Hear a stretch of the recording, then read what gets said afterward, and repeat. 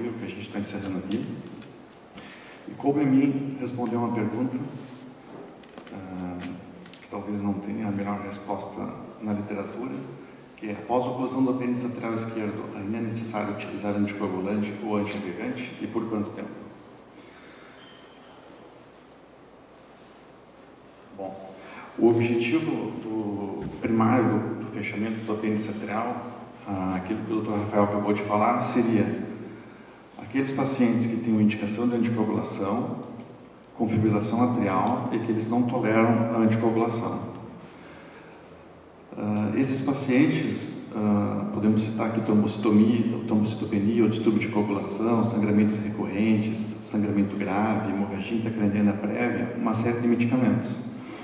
E a gente entra num contrassenso de pacientes que não podem usar o anticoagulante e é feito um procedimento para que ele não precise ser usado devido ao risco que ele apresenta, mas mesmo assim precisamos usar o anticoagulante ou a dupla antiagregação plaquetária. Hoje a gente ainda não tem, após a oclusão do apêndice lateral, algum trial randomizado comparando qual é o melhor método de antiagregação ou de anticoagulação, por quanto tempo é necessário, qual é o melhor e qual que apresenta o menor risco para o paciente. Então, as recomendações que a gente segue hoje é baseado em registros, que a gente tem uma grande quantidade de pacientes que já fizeram o fechamento, e seguindo o protocolo dos trials que foram realizados com o fechamento do apêndice lateral, que o Dr. Fernando também vai falar posteriormente. O racional da gente usar o anticoagulante ou a antiagregação plaquetária o paciente já é um paciente de risco com fibrilação atrial, já tem uma indicação de anticoagulação, ele já é um paciente de risco para fenômenos tromboembólicos. Além disso, a gente vai estar colocando uma prótese de nitinol no paciente coberta com PTFE, que tem um potencial, que existe um potencial de trombogênico, de aderência de prótese, e a gente está levando o paciente, fazendo o paciente submeter a um procedimento que tem seus riscos, para evitar um evento tromboembólico, e a gente pode estar causando esse evento tromboembólico com uma prótese na aurícula esquerda dele.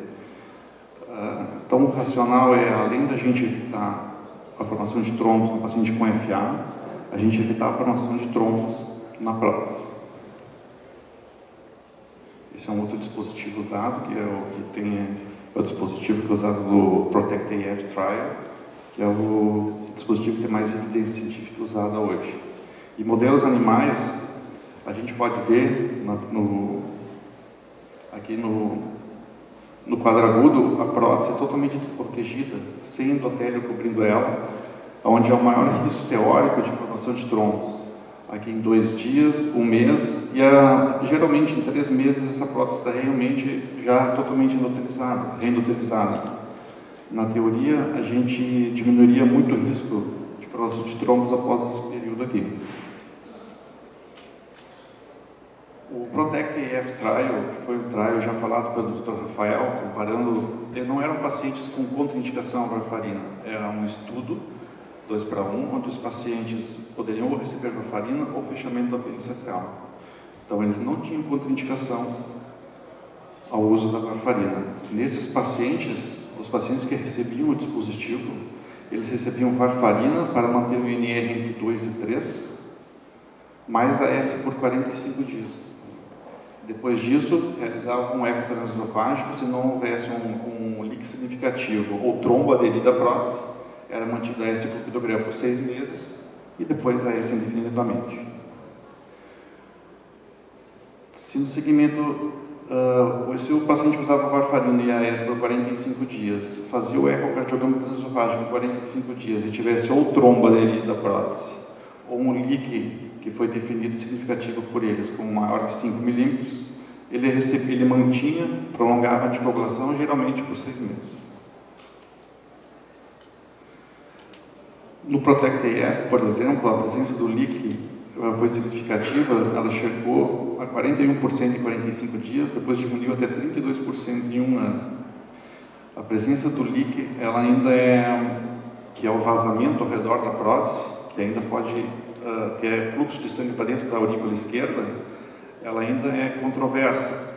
se isso pode causar eventos tromboembólicos ou não. Parece, comparando os pacientes que ficaram com leak com os que ficaram sem leak, que não há um aumento significativo.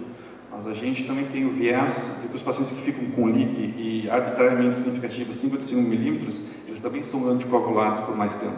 Então essa comparação também não pode ser feita. Pode apenas levantar hipóteses. E aqueles pacientes que são realmente, talvez, os candidatos a receber a prótese e fazer o fechamento do apêndice lateral. Os pacientes que têm contraindicação absoluta à anticoagulação. O que fazer com esses pacientes? A gente acaba seguindo a recomendação deste estudo, da CEP, foi a comparação, aí sim, dos pacientes que tinham contraindicação à anticoagulação com varfarina, e o protocolo do estudo recomendava a AS clopidogrel por 6 meses, se o paciente tivesse sangramento grave, não pudesse usar por 1 a 3 meses. Às vezes a gente fica preocupado em relação a nós, intervencionistas, principalmente, qual a segurança do nosso procedimento do paciente. Em relação a esse assunto que a gente está tratando, por exemplo, no estudo da CEP, apenas 6% dos 150 pacientes demonstraram algum grau de aderência de trombo à prótese. E desses, só um paciente, a gente pode ver aqui, apenas um paciente desenvolveu um AVC e foi documentada a aderência do trombo à prótese, o que, teoricamente, nesse estudo, parece ser seguro o uso da AS clopidogrel em relação à segurança da prótese. Para finalizar, vou responder a pergunta, embora não tenha nenhum trial comparando as estratégias de agregação ou anticoagulação. Não vou me exibir da resposta, porque os pacientes estão aí, a gente acaba fazendo os procedimentos e a gente tem que saber. Após a oclusão do apêndice lateral esquerdo, então, é ainda necessário utilizar anticoagulante ou antiagregante? A resposta é sim. E por quanto tempo? Em geral, se o paciente não tiver contraindicação à anticoagulação, é varfarina mais AS por 45 dias. Se não tiver nenhuma complicação, AS mais clopidogrel até completar 6 meses e depois AS. Se tiver contraindicação a varfarina, AS mais clopidogrel. Obrigado.